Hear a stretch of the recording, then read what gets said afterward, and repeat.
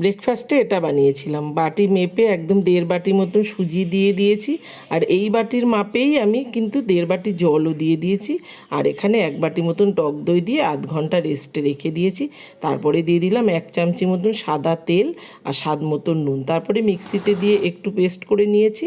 তারপরে দেখো একটু বেকিং পাউডার দিয়ে দিলাম, বেকিং সোডাও দিতে পারো কিংবা একটু ইনোও দিতে পারো। তারপরে এটাকে মিশিয়ে তারপরে ফ্রাই প্যানে দেখো একদমই কিন্তু তেল দিইনি, তারপরে 1 মিনিট মতন দিয়ে তারপরে ঢাকনা চাপা দিয়ে তারপরে উল্টিয়ে দাও একটুখানি, কয়েক সেকেন্ডের মধ্যেই কিন্তু হয়ে যায়। আর খুব সুন্দর এই ব্রেকফাস্টটা, আর একদমই হেলদি। তেলটা একদমই খুবই কম লাগছে, দেখো তেল তো আমি দিইনি একদম, আর কতটা জালিদার হয়েছে দেখো। এর সাথে বানিয়েছিলাম লাল লাল আলুর তরকারি আর বানিয়েছিলাম বাদামের চাটনি। আমার তো বাদামের চাটনিটা দিয়ে বেশ ভালো লেগেছে। তোমাদের কেমন লাগলো অবশ্যই কমেন্টে জানো। ভালো লাগলে প্লিজ একটা লাইক করে দিও, আর চ্যানেলটাকে অবশ্যই সাবস্ক্রাইব